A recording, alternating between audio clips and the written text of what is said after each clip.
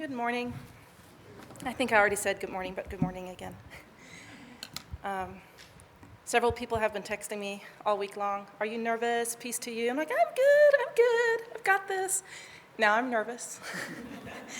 If I start talking really fast, because that's what I do when I'm nervous, somebody just go click, click, click. Hopefully it'll stop me. I don't guarantee. You might have to clap or stomp. This is a little different for me. Here at Vandalia, usually when I'm up here and talking, I'm down here, I'm looking at kids, you see my back. Really, children's ministry is my training, is my background, children are my heart. So I'm just gonna give you a heads up. You can put a children's minister behind the pulpit, but you can't take the children's minister out them, right, Sherry? And because with children, we always emphasize children, but it's also true for adults, all the teachers in here can attest that when children listen to some information, maybe something sticks, maybe not. If children see, and adults see, a little more sticks, maybe not. If we do, if we're involved, way more sticks. Sometimes only the activity, but hopefully we can then remember what it was actually about. So now, my dear introverts, I will tell you there will be an activity at the end of this. Deep breath. Keep listening, because I do know this is high stress for introverts. The good news is you do not have to leave your seat, and you do not have to talk to anybody if you choose so. Now for the extroverts who are like, oh, but I was looking forward to that. Adaptation is everything, right? We can adapt to your needs. If you want to get up from your seat and you want to talk to somebody, if it's an introvert, make sure they're okay with it. You will be free to do so. And no, I'm not going to tell you the activity now, because then you're just going to think about the activity and not be hearing what I'm saying. So I'll tell you at the end. Just stay tuned so you don't miss the activity, okay? When I was first asked to preach today, I was so excited. Y'all, I love talking. I have 10,000 soapboxes, and I can go straight there and talk. And then I looked at the lectionary, because I was going to hold myself accountable and not do my soapboxes, and I opened the lectionary, and the story of the Good Samaritan is in there. Yes, my soapbox is Jesus' soapbox. We're on the same page. Whew. Or maybe his soapbox became mine. Probably that way around, right? But as I was praying and as I was preparing, keeping the audience in mind and thinking of responses from the church, I realized it's a really important message, but I will be preaching to the choir. I could talk about the Good Samaritan and compare the Good Samaritan to a divorcee, to a gay man, to a trans woman, and I know afterwards I would get hugs and thumbs up and good job. And now listen to me, this is still important that we talk about this. But I know that we have a lot of people who have talked and are very capable of talking about these issues beyond how I can even explain and talk about and dissect the text in a really theological manner. So I was praying about what does Vandalia need in July 2022. And the word that constantly came up was encouragement, light, encouragement. The whole world has been through so much. But for Vandalia, it really started a few years before, right? We went through big changes. We decided to put Jesus and love for people at the center, uncompromisingly loving, so I guess there is still compromise in love. We lost brothers and sisters that we love dearly as members. We didn't lose them, but we lost them as members. We were finally healing. We were finally going for a new vision. And then COVID hit and shut everything down for a year, hesitantly coming back together. Some people never came back. But we got new people. Yay! But we're still not back to our full structures. We're back to where are we going? What is this going to look like? Then inflation hits. Then war in Ukraine hits. Some of our members are very personally affected by that. Laws have hit that we might be on different sides of the spectrum and how we think about it, but also have to recognize that some people here are very personally affected, that maybe their existence, their rights are being questioned. as Sherry says, it's kind of like everybody, how do you say, emotional, spiritual concussion, that we're just like, whoa, what just happened? How do we move forward? So I went back to the lectionary. And I found that text. I saw that text that Amanda read to the Colossians. I thank God for you. I pray for you. I encourage you. I'm like, okay, we're going to talk about that. Not as familiar with that, but we'll do it. So here to give you a little bit background about the church in Colossae, is that how you say it? My guess is as good as yours? Okay, I'll just say Colossae. If that's wrong, correct me later. If you look at the context when this was written, first of all, most likely Paul was himself imprisoned, probably under house arrest, but he couldn't just travel. He couldn't just do whatever he wanted. He was in a tough situation himself. He calls people his fellow prisoners in this text. The church itself, I had always learned that Colossae is like this vibrant economy, merchant, and all of that going on, but when I read a little bit more, my understanding is that actually when this letter was written, their economy was already on the decline. The letter was written around the end of the 50s, early 60s, and yes, I mean 0050s, 0060s, right?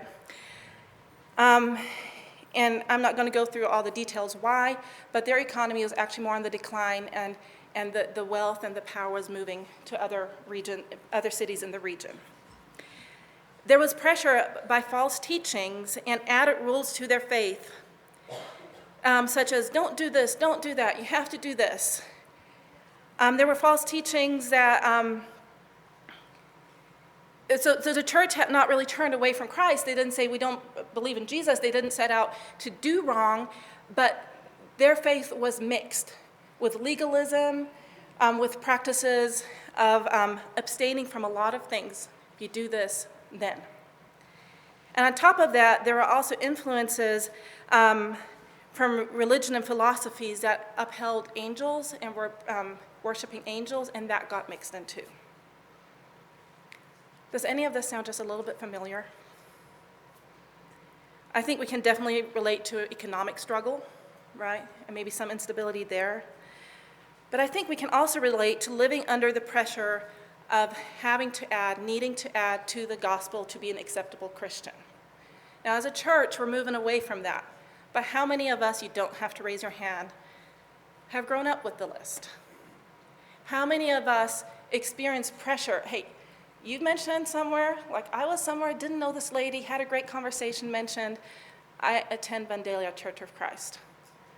She was nice about it, but her eyes opened up a little bit wider because she thought I was Church of Christ. And she's like, oh, I have heard about them. There's probably good people there too.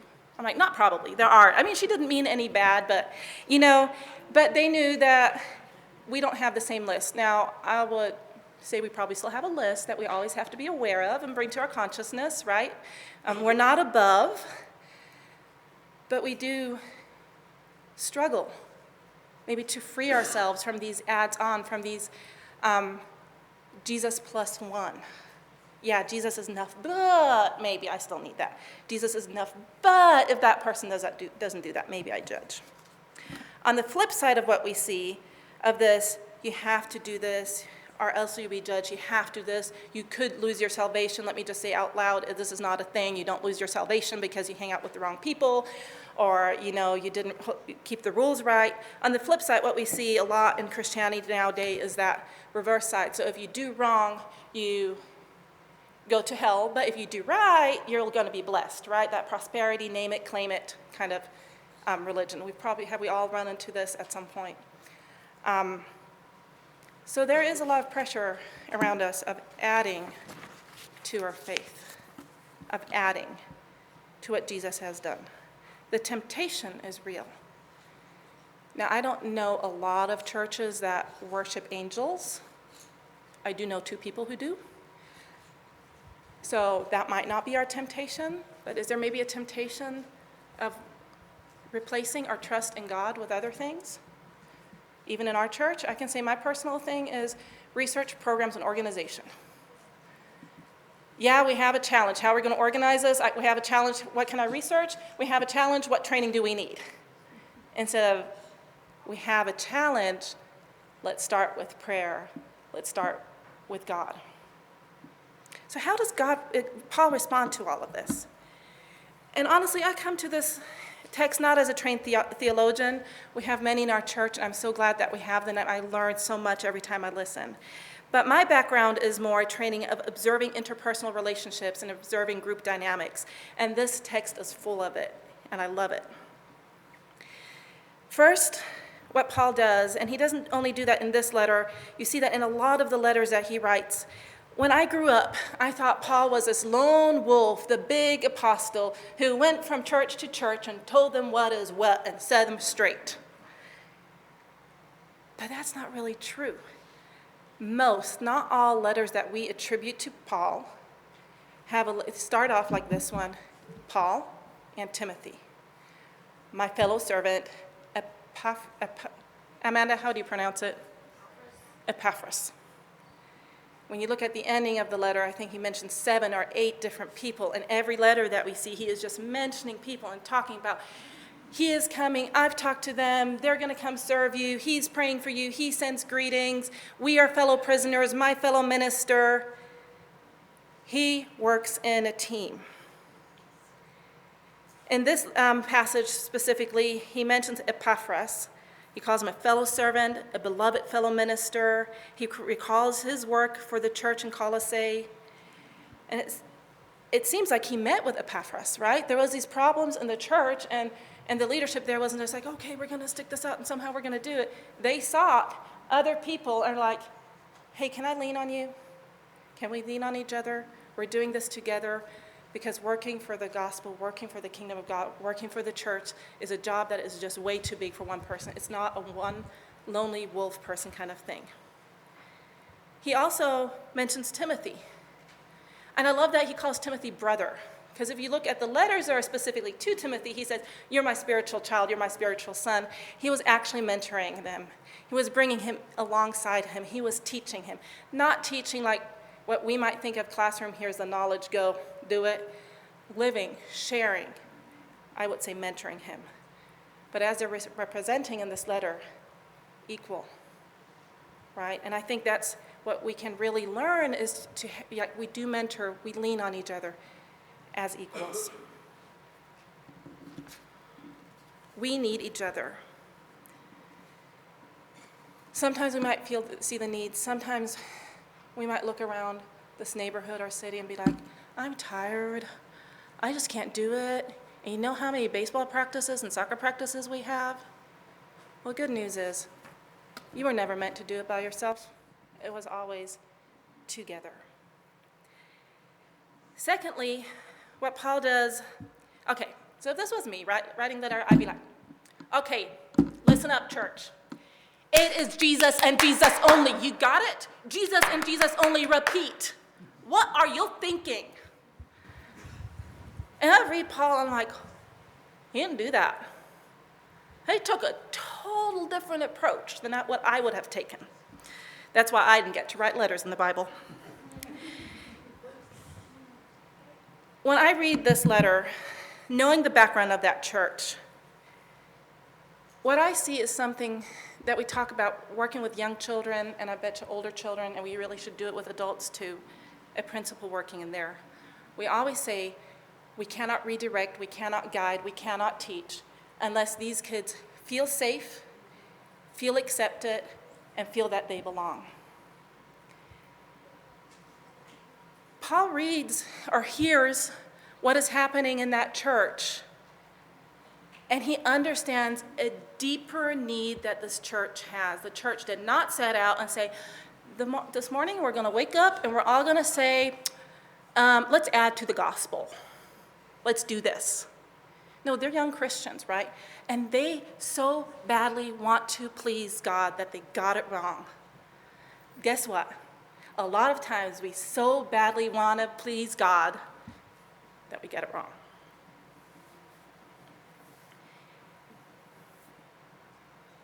And Paul sees that. And instead of starting with reprimanding, starting with teaching, he does get to that. I'm not going to talk about the whole letter. He starts by addressing that need. He says, in our prayers for you, we always thank God the Father of our Lord Jesus Christ. We have heard of your faith in Christ Jesus and the love that you have for all the saints. Epaphras is a faithful minister of Christ on your behalf, and he has made known to us your spirit and love. What he's telling this church is, listen, I see you. I see your heart above everything else. I'm going to meet you where you are. I'm going to encourage you. I'm going to affirm you. I'm going to assume the best, not the worst. And I'm going to find that good attention in you, and I'm going to build on that, and I'm going to build you up from that. Very different than what a lot of us experience, right? In the work world, maybe at school. I see your good attention. I see you. I see your heart. And I thank God for you. Maybe think of a time, but think most of us who have been Christians for longer than maybe a month have felt this, a time when you were doubting yourself, maybe doubting your faith, doubting your qualification to serve God, to follow his will. Maybe you messed up, or maybe you were just told that you messed up in your faith walk. Think of that very existential angst that we might have.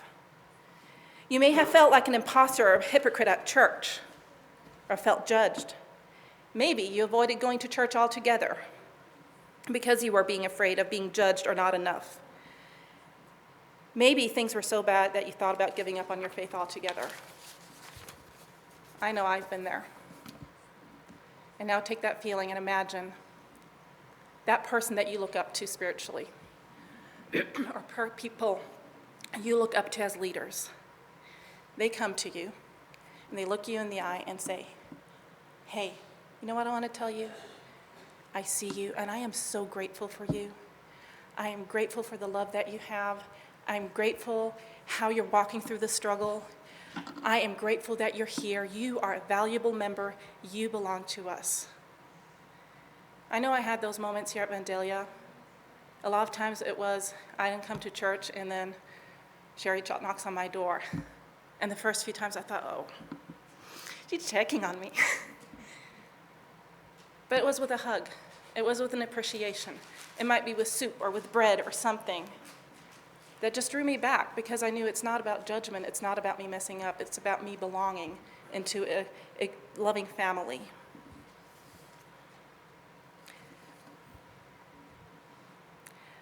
But then Paul does, in his encouragement, more than just saying, okay, good job, I see you, carry on. He offers prayer for growth, and he has faith for that congregation. He actually addresses this question, right? Why were they adding to the gospel? Because they wanted more, because they're like, hey, what we're living here, there has to be more. And he says, you know what? You're right. There is more. And I will pray for you that you find this.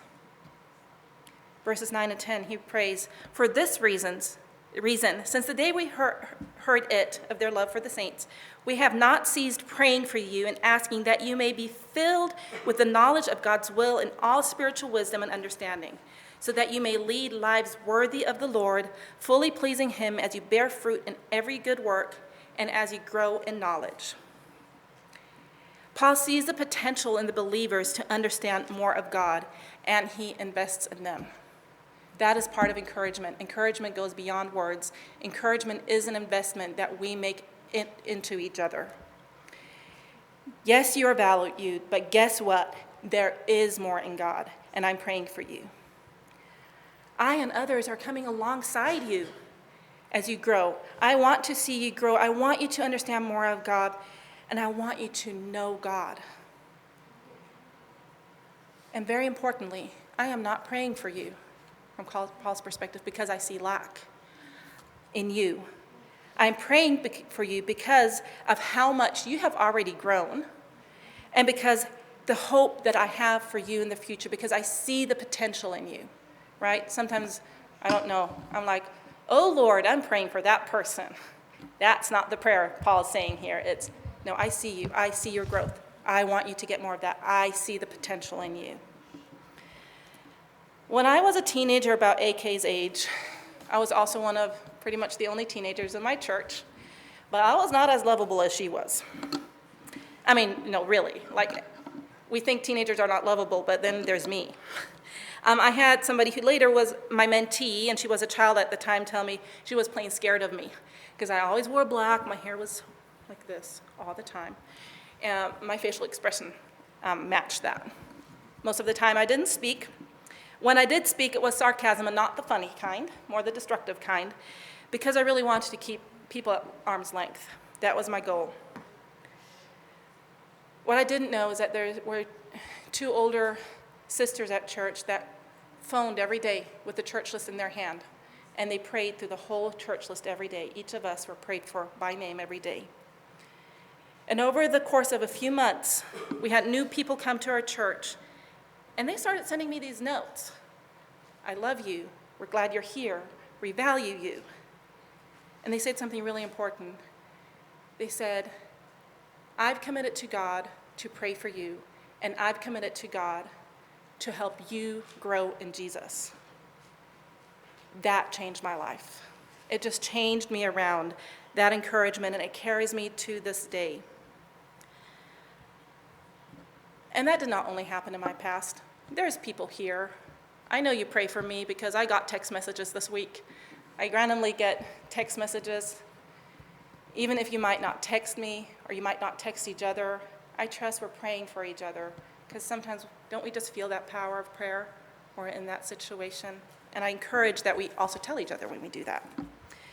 And I'm sure that each one of you can think of a person in your past or in your presence, right, that is that person for you. Now I want to encourage you to look around this room and think about, for whom could I be that person, right? We have not many teenagers, but a few. We have college students. We have young people. That person doesn't have to be younger than you, but who's the person that you can go to and say, I see you. I want to encourage you. I'm going to pray for you, and I'm going to commit to come alongside you as you grow into the knowledge of the fullness of God, so that you have not only received, but you know what you've received, and we as a church can grow.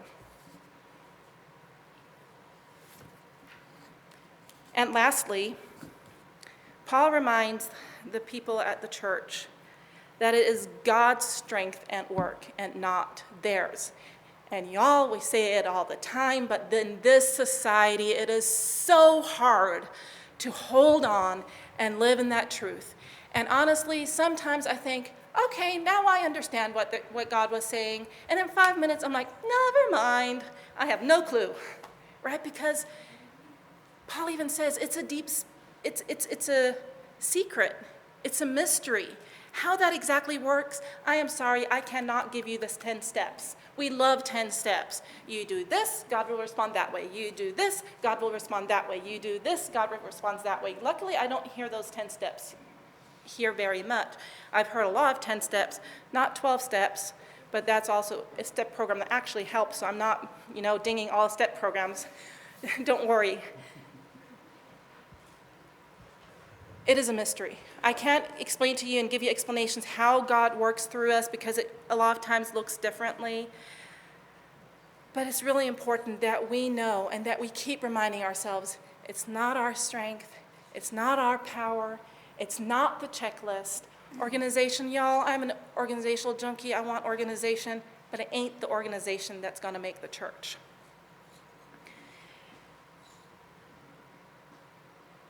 We cannot force growth. We cannot make growth. Okay? And we also don't have to beat ourselves down when that growth doesn't happen within the time frame that we want to see it. But the good news is that God has already done it. It's already done. That strength, that power, that love, that life, it is in you, and it will shine through you. Paul says, may you be strong with all the strength that comes from his glorious power, and may you be prepared to endure everything with patience. Side note, I'm not saying it's going to be easy, okay? Just because it's hard doesn't mean God's not with us. There's going to be something to endure. There's going to be struggle, but guess what? God's with you. While joyfully giving thanks to the Father who has enabled you to share in the inheritance. He doesn't only say, oh, here's your inheritance, go receive it. He has made you able and capable. One commentator said, if you have a king and he's just giving title after title and position after position, he can give that to very unqualified people. And what happens in the end is that person looks very foolish because they're not able to fulfill that position. Good news, God does not do that with us. If he says, you're my child, you're my servant, you're an agent of change, you are fill in the blanks, God qualifies us. He gives us what we need. He gives us the abilities. He gives us that strength. He gives us the life. He gives us the love. I tell you, I love our neighborhood kids, but sometimes I'm not sure where that love is. Sometimes I feel overwhelmed, and I haven't been here very much lately. Same at work. I love my coworkers, but sometimes, and I'm sure they feel the same way about me, God gives us that love. I draw on God. I can give because I was given. The text goes on. Giving thanks to the Father who has enabled us to share in the inheritance of the saints in the light. He has rescued us from the power of darkness and transferred us into the kingdom of his beloved Son, in whom we have redemption for forgiveness of sin.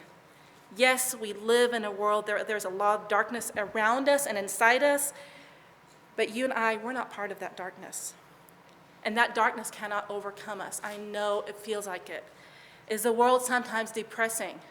Yes, absolutely. Can the needs around us be overwhelming? Yep. Can? They are. Do we mess up? Do we sin because we're being unloving, apathetic, and sometimes just plain mean? I have a mean streak. Not proud of it, but it's there. Unfortunately, that's true. And does all of this sometimes make us feel as though our faith is not enough?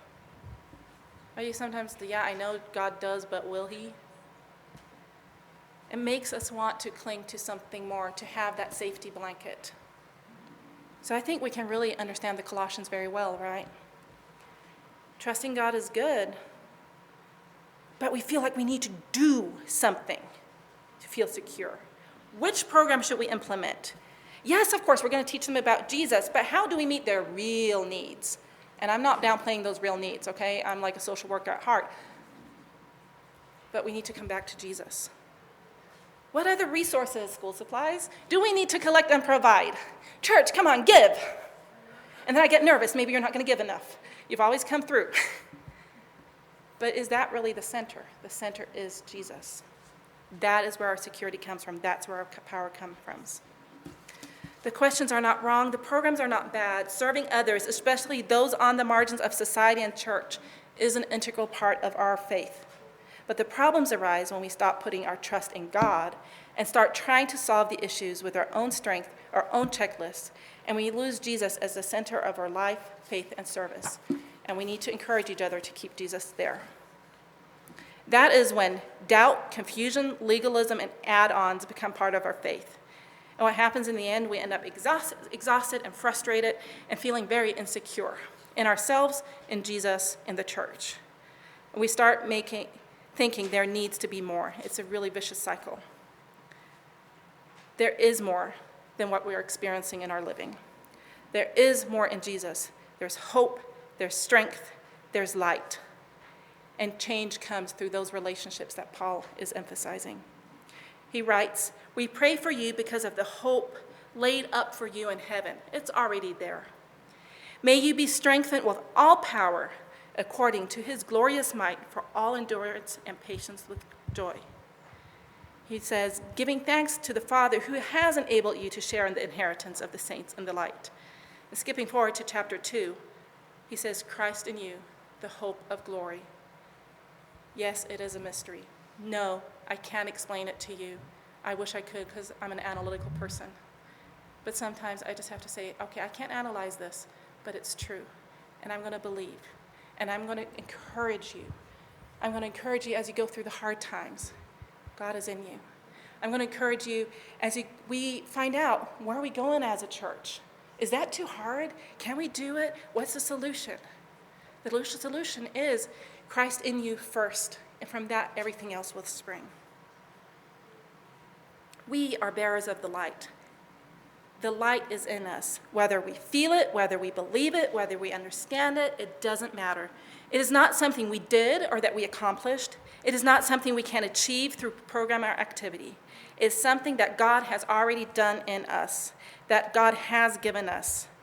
It is something that God continues to do through us. He doesn't stop. You mess up, that's fine. God's not going to stop. It's not a surprise anyways. And we need to grow in the understanding of that which we have received. But even that growth is God's work in us, and we commit to each other's growth. So is it all God? Okay, let's go watch a movie. I know it's not football season yet, so Netflix, good? No, there is a job for us, right? And just to sum up, what is our job in this? Our job is to work in unity and an appreciation of each other, to be partners, to be equals, no matter of educational status, no matter of race, no matter of gender, no matter of sexuality, no matter, equals. If you're new to the church, if you're new to the faith, we're equals. Our job is to mentor. Okay, I am on one of my soapboxes now, right? To reach out to those who are new to our church, who are younger, like, y'all, I want to see AK at your houses. I'll just say it out loud. There's one of your Timothys. There's other Timothys in here. There's one of your Timothys. When I was her age, I had nobody. Sorry, AK, for calling you out. She's like, no, I'm not sure I want to go to everybody's house. Play games with her. Yeah? Our young group that's sitting here. Yeah? I want people to go over there and be like, hey, I don't really know you yet. Let's go grab some lunch and let's talk. It could be maybe our seniors. We have people that can't be in here because they're homebound, right? They might not need mentors, but they do need that person next to them in their faith because they're going through really hard times. And I say that, and I'm guilty of not going. And Sherry can hold me accountable to go visit somebody this week. Like, let's look around. Where are our partners? Where are the people that we mentor? Where's our community? Second, our job is to encourage each other, to see each other's heart and assume good intentions. Judging is easy, especially if we don't know somebody well, if we don't understand somebody, they're coming from a different angle. Assume good intent. Not only be grateful for each other, but express our gratitude for each other to each other. Sometimes we're really good at telling other people, we forget to tell the person. Our job is to pray for each other continuously and to commit to each other's growth, not out of lack, but because we see what God can do and we see the potential in the other person. And our job is to stay focused on Jesus and make the gospel center and not add to it. Jesus only in the center. Okay, that was it. Nobody snapped, or that you did, and I just didn't hear you. As I said, we're going to have a little activity. You can stay in your seats because Audrey and Naomi, they're the ones that are going to be walking around. I want us to, you know how in school you explain all of this and then you practice about this much. This is just like a little practice, okay? We're not doing this and then you're done and off the hook. But this is just like a little activity that we're going to do. We're going to play a song in a moment, and during the song, Audrey and Naomi are going around and they're passing out some boxes with little cards, envelopes, pens, and I added some markers in case the kids want to draw a picture.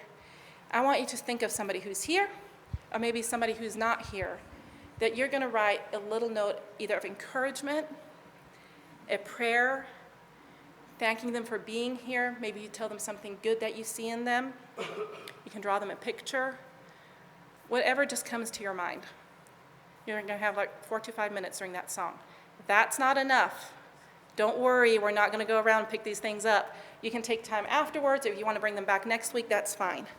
Put it in the envelope, seal the envelope. Seal the envelope, you can put their name on it. Maybe you don't know last names, fine.